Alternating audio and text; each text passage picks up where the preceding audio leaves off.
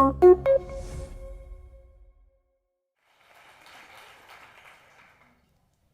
sure there are people asking why my name is Zwaan, maar ik spreek Engels. Mijn man komt uit Nederland, so I'm Zwaan in name and Swan in nature, unfortunately. So you're going to have to bear with the English. Hello, it's lovely to see you all. I'm very happy to be here. I have been very tired of people asking for a seat at the table for a very long time. It's been something that's, I think, probably been at every single conference and event I have spoken at for the last 15 years. And I wanted to talk a little bit about what I think about why we already kind of have everything we need to have a seat at the table as TA and people. So, I've got a question. You can just shout anything. Who in your company is responsible for the biggest budget? CFO, okay. Any other answers? Marketing? So it's actually HR, it's people and talent. The reason for that is about 60% of company spend every single month is people. It's the investment we're spending in people. It's by far and away the biggest line in my P&L. Comparatively, marketing is about 10%. So people operations in headcount alone is 60, and then you want to layer on your benefits, your ATS, all the tools and systems you have, and your entire HR infrastructure, right? Your people infrastructure, your talent infrastructure, the beautiful advertisements you're making, the beautiful parties and events you're throwing culturally. Every single thing you're doing is rolling up under this massive budget called people and talent, right? It is the biggest investment your company is making every single month. And if you are heading up that department, you are the one responsible for optimizing that investment, you. That is a massive responsibility. Right? That is so much bigger than a service team that is there to cut costs. You are now responsible for the biggest investment your company makes every single day. Huge. So if you now know that 60% of your company spend is headcount, and you are part of the team responsible for optimizing this massive investment in your team, what do you do with that knowledge? What do you do with that power? That's a question that I want us to talk a little bit about today, right? So my name is Jessica Zwaan, as we said before. I'm currently the COO of a company called Whereby. I'm the author of this book that my publisher makes me put on every presentation I ever do, so I'm very sorry about this, called Built for People, and it's all about how to approach your people and talent function as you would a product function. I'm also the co-founder of a tool called Peerful, which is an automated performance calibration tool, and I'm an executive advisor and on the board of quite a few startups and scale-ups here in Europe, but I actually live in New York City. So I want to tell you a little bit about where I came from. My dad was a truck driver who didn't finish high school. He is an absolute legend. He is one of the nicest and funniest people I've ever met. He cracks me up. He truly made me who I am. But he always had this kind of impression he gave me ever since I was very young, that you don't really have much choice what you do for a job, right? You just do what you're given. He got given truck driving, and now he's a truck driver, and he's 73, and he still drives trucks. That's what it is, right? And I was told that since I was a little girl, right? You pick a job, that's what you get, you don't have a lot of choice, and you stick with it, and you make the best of it, and you have a nice time on the weekends, right? So my first job, I graduated university, and I got given a HR graduate internship. So I took it. That's what everyone told me to do. I just graduated university. I was the first person in my family to do so, and I just thought, well, this is what everyone means when you don't really have a choice. You just take what you're given, and you make the best of it, right? So my first job, and I'm sure many of us can remember these times, my job was printing letters of offer, taking them to the head of talent, asking her to sign them, taking them back to my desk, putting them in an envelope, mailing them to people's houses, collecting the mail from the mailroom, opening those letters of offer that have been countersigned, scanning them, emailing them to myself, uploading them onto PeopleSoft, and then clicking save. And I did that for 8 hours a day for almost 3 months. And I can remember one day where I sat at my desk and I thought, I have fucking killed it. This is the best job I'll ever have. Right? That was the best job I thought I was ever gonna have. Think about how much the world has changed since those days, how much our jobs have changed, right? And of course, now my opinion about work is completely different than it was back then. But I like thinking about little Jess sitting there scanning and emailing things to herself, loving her life, and what my impression of that job is now. So it's my opinion that every single company is building 3 products. You're building the company you're selling to your customer, the product you're selling to your customers. And that's obvious, right? If you're Harry's Razors, you're selling razors. If it's Vodafone, it's phone packages. If you're selling anything that you're building for your customers, that's the obvious product, right? And you've got a whole team optimized, which you are optimizing the budget for, who is there to make that product amazing for your customers, right? Then you've got a financial instrument. If you are a public company, your financial instrument is shares for your shareholders, right? And that is a product. People buy and sell those on the open market. There's a whole market that exists for that.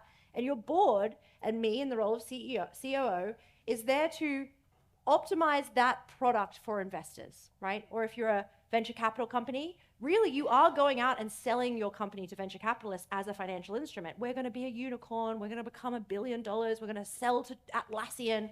All the things you tell them, right? That's a product you're selling. And the final product is our product. It is the employee experience. It is the product we are building, iterating on, and selling to people. And it exists within a marketplace. It is its own specific type of product, and all of us are building ones with different USPs, with different ideal customer profiles, with a complete different personality on a huge and thriving market, right? So I see myself as VP people, chief people, and now as COO, as the chief product officer of this employee experience that we are building. And I need to adopt a product mindset when doing that. It becomes a commercial job. I'm no longer a person that's there to make sure I limit spend in our in people investments, 60% of our budget. I'm a person that's there to try and optimize the investment to make that product worth a huge amount of money. And the reason for that is because the better quality product you're building for your employees, the better employees you'll attract that suit your purpose, what you're trying to build as a company, which then means you're going to build a better product for your customers. Better product for your customers means better financials, means better investment. If you have better investment or a higher share price, you're going to attract what? Better people, because your company looks better out there on the market. This is an absolutely beautiful flywheel that all of these parts are as important as another. If you forget the human experience, the people experience part of this, you're building crap products and you've got crap investors. You've got a bad share price, things are going bad. These things have to work together, right? It's a commercial role. So I've built this slightly too fiddly for one slide, but hopefully this gives us the idea. Product funnel. This is exactly the same as exists in the product management world. So at the very top, which we've already seen today in the previous presentation actually, we have this nice little awareness funnel. I'm sure we've all seen and heard of an awareness funnel. At the very, very top, you have employer branding, which is the same as product advertising, brand marketing. It's going out there into the world and making you feel a certain way, but not necessarily asking you to purchase immediately. Then you've got recruitment, which is just the same as an acquisition flow in a lot of products. So you've got the process of getting somebody to maybe like come onto a website, have a look around, they're looking at pricing, maybe they're going to talk to a salesperson, right? This is the same as what happens in the product management flow. Then you've got offer and acceptance, which is exactly the same as a purchasing decision. So we need to be thinking about this in the same metrics, the same way as a product team when they're thinking about how do we optimize the purchasing decision? How do we make sure people are really bought in, they're putting their credit card in, same as they're signing that letter of offer for us. Then you've got onboarding. And onboarding is obviously exactly the same. You want people to be super engaged from the day they arrive and you want them to stay in your team. It's the same in product management. If someone's being onboarded very effectively, they're much more likely to expand as a customer. Product managers know this. They know that the NRR, the net revenue retention of a customer, will increase the higher quality their onboarding is, the quicker their aha moment. And we innately know this too in people and talent, right? And then you have this whole funnel, right? This whole engagement cycle that exists. Every time a people team or a talent team launches new features or does something new to make the experience better, that's re-engaging people. That's getting people bought back into what you're doing, your product. Then there's this idea of promotion. No longer are we just promoting people. We're actually extracting more value from them. We are upselling them. We're expanding their capabilities and we're rewarding them in return. And then you've got this whole flow that happens over and over again until someone decides, actually, I don't want to subscribe to this product anymore. I want to subscribe to a different product. I'm going to hand in my resignation. I'm going to churn, which means that your employees are deciding every single month, consciously or subconsciously, to subscribe to whatever it is that you are building for them. And if you start to think about your employee experience as a subscription product and learn from product management, all of a sudden your world becomes much more commercial. So when I started thinking this way and I started talking this way in my team, I started becoming really annoying. I started going in and asking a lot more why and a lot less how. So rather than say, how am I going to make this happen, or how do I implement a new benefit system, I say, well, why are we doing that? What's the strategic reason that this is something that we should be doing in our business? And my founder would come to me and say, I want a snack wall. I'm like, well, why? Why do we want a snack wall? Because Google's doing it? Are we Google? Are we trying to attract the same people as Google? What's our USP? Who are the people we're trying to get in? And all of a sudden, my CEO is sitting there and saying, well, maybe actually that's a good point. Strategically, it doesn't make sense. What's the ROI? And we're having very commercial conversations about the product we're trying to build to increase our overall business value. I'm going to give another little analogy. I was speaking to a friend of mine. His name is Virgil. He runs a company called Figures in France, and it's also in the Netherlands. It's a great little compensation tool. We were talking about the idea of building what matters for your USP. So who are the ideal customers we're trying to bring into our team? Who are the ideal people that we believe will enhance our strategy? And how do we build for them? And he had this really interesting little analogy he shared, which is, if the gemeente wants to know how high quality the public transport is, they may send out a survey to everyone in the area, everyone in the Debassiers. Here's a survey, out of 10, how do you find the trams? Now I'm going to say 10. I love the trams. I never catch them though, do I? I ride my bike all the time, and I live in New York now. But I would, if I got that email, 10 out of 10, love it. We have, in people and talent operations, a really bad habit of asking people who ride bikes what they think of trams, right? We need to start finding the people that ride trams, so the people that really get what we're trying to build, that love our product, that want to work for us, and that are aligned with the ideal type of business we're trying to build. So if we're building a e-commerce platform, we're not trying to attract PhDs from Cambridge. I'm sorry. I know there are a lot of CTOs probably that you've been speaking with that think they are. You're not. So we need to go and find the people that want to work for an e-commerce tool and ask them, what are you interested in? How can we make this company appealing to you so you would subscribe, so you would upsell? And then all of a sudden you're having very different conversations about the why instead of the how, and then you can implement things that really drive outcomes on your business rather than just drive more busy work. So the maxims I try to live by, and have lived by for several years now, are two things. Maximize impact to the mission. So every single time I ask why, I'm trying to get to the bottom of, like, what are we really trying to do here? First principles thinking. What are we trying to shift in our strategy? Are we trying to drive revenue? Are we trying to increase engagement? Are we trying to improve the revenue retention of our team? And the second one, more controversially, achieve everything through others. I don't like building people and talent teams that are then responsible for operating all of the machinery that we build. I think it's a very bad habit. And I think it's something that product managers rarely do. So what this means is, if you're building, for example, a interview debrief system, people teams have a pretty bad habit of saying, the way it's going to work is we're going to set it up in the calendar, we're going to send it out to everyone, and then we're going to go walk around the office, say interview debrief time, and we grab everyone up and we get together and we send out the forms. No, no, no, no. What that becomes is we become admin. Because we have to be admin, because we build admin for ourselves, hoping that one day we'll have time to de-admin ourselves, but it's not going to happen. We need to build things that optimize and mechanize the whole team that we have doing that work. And if the team can't do it, then we're building bad stuff, right? And if you take that mindset, which is the exact same mindset of a product managers don't build things. They explain how to build things for engineers, for UX designers, and they get outcomes. We need to be like that in people and talent. The last little thing that I think is very important is I've never really used to be a numbers person. I was very good at, like, anecdote. I kind of love telling stories and being silly, as you can probably tell. But I reached this point. I'm sure you've all heard of the Peter principle, right? It's the idea that people get promoted to their highest point of incompetence. Everyone gets promoted when they're doing a good job as a manager, and then you're doing a good job as a director and you get promoted again. And then before you know it, you're at this point where you're like, this person's actually not doing a very good job anymore, but it's just because we keep pushing them up and up until they start failing, and then they stay there, right? I believe there's a similar thing around the gut principles, what I call it. It's the idea that you get promoted to the highest point that you can figure things out with your gut. And then eventually you need data. It's going to happen. And for some people, some very lucky people with a fantastic gut, that might be CEO. But I can tell you right now, it's not going to be all of you. There's a very high chance for you, as it was for me, that there's a ceiling that comes and you have to be a numbers person. And when I say be a numbers person, I mean really know your company numbers. I know every single number about my business. You want to know our EBITDA, our top customer, the top customer spend on a monthly basis, our biggest churn, our churning customers in 6 months' time. I know it.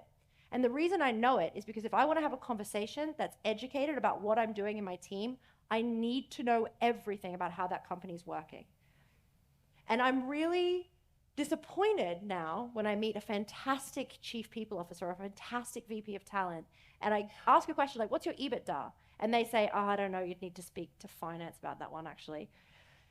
This is the most important metric probably for the majority of our companies. And if you do not know this, then I do not know how you're building a tool that really is based on good decision making. It's very important. And then use that knowledge, use those facts you have to think commercially. So I now think in basically 3 lumps in people, right? I think about, first of all, impact, which is really just return on investment. What's the return on each person that's in our team in their current role, in their ability to increase value now, right? No changes. Then I've got development, which is really the same as net revenue retention. So it's how many people do we bring into our team that we expand in their roles beyond what we brought them in on, and we continue growing them in value? And then finally, which is my favorite, is talent, which is the employee customer acquisition cost or the employee acquisition cost to lifetime value ratio. So this is how much does it cost to hire somebody, retain them, fully loaded HR budget, everything, my salary, the whole lot, versus how much value each headcount brings over the course of their average tenure. And what that metric does is it gives me a really nice look into whether we're spending more than we're earning on a head-by-head basis. This is a way better metric than regrettable churn, because regrettable churn just tells you people are leaving. It's a lagging metric, it doesn't help. This is a forward-looking metric that can tell you we're planning on growing this much over the next 27 months. If we hit those targets, our ELCV to CAC ratio is going to be 3 to 1. We're making $3 off every dollar we spend, and next year it's going to be 4. That is a way better story to go to your board with than we're reducing regrettable churn by 3%. All right. The last little thing I'm going to put in here is that for the first couple of months of doing this, I was absolutely swimming. When I took the COO role, I took over finance, customer support, customer success, most of sales, all of legal, which I already had, and then business operations, right? I went from looking after legal, people, talent, and a bit of business ops to basically the entire company except for sales and product. I then was also was on the board of a couple of companies, and I started becoming more of an operative member of boards rather than just focused on people and talent. And at the beginning, I remember sitting there with my husband and saying, I have absolutely know what I'm doing. I feel like I'm going to die. I'm trying to learn all these new things, completely overwhelmed. Am I an idiot? And he was like, sometimes you're an idiot, but not right now. When you're growing, it hurts. That's the whole point of it, right? And if you're not going into meetings and feeling like a bit of adult sometimes because you're asking questions you don't understand, then you're probably not learning new things.